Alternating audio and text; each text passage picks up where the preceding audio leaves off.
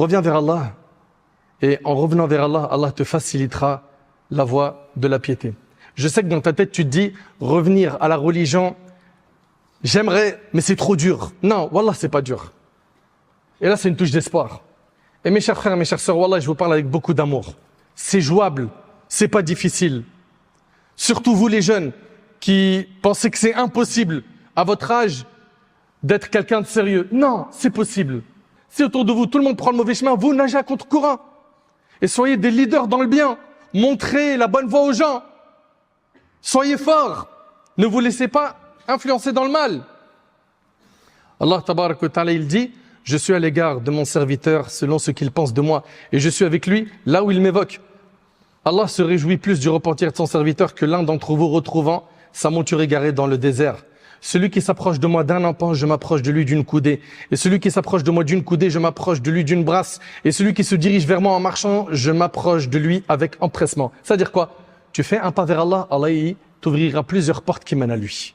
Il va te faciliter la voie du repentir. Allah tabarak wa ta'ala, il dit, إلا من تاب وآمن وعمل عملا صالحا فأولئك يبدل الله سيئاتهم حسنات وكان الله غفورا رحيما.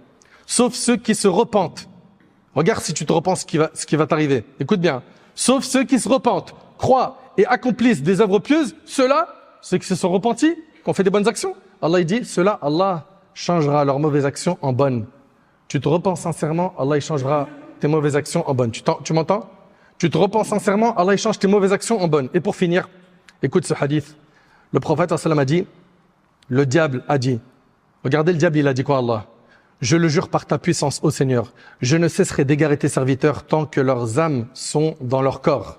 Et le Seigneur a répondu, je le jure par ma puissance et ma majesté, je ne cesserai de leur pardonner tant qu'ils me demanderont pardon. Et le hadith est rapporté par l'imam Ahmed. Tant que tu demanderas pardon de manière sincère, Allah il te pardonnera.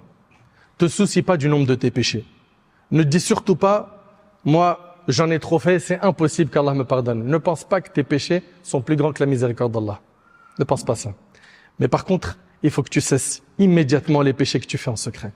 Et honte de désobéir à Allah en secret, tout en sachant qu'il te voit à chaque instant. Et si tu oublies ces péchés-là, sache que le jour du jugement, on te les rappellera. Tu auras ton livre. Allah subhanahu wa ta'ala dit, le jour où l'homme se rappellera. Mais à quoi lui servira de se rappeler ce jour-là? Ça sera trop tard. Tu es encore en vie, œuvre, repens-toi, vis comme un bon musulman pieux et demande à Allah qu'il te donne la force et qu'il t'assiste dans ce sens et il te facilitera. Qu'Allah tabarak wa ta'ala nous pardonne nos manquements, qu'Allah subhanahu wa ta'ala fasse de nous des pieux.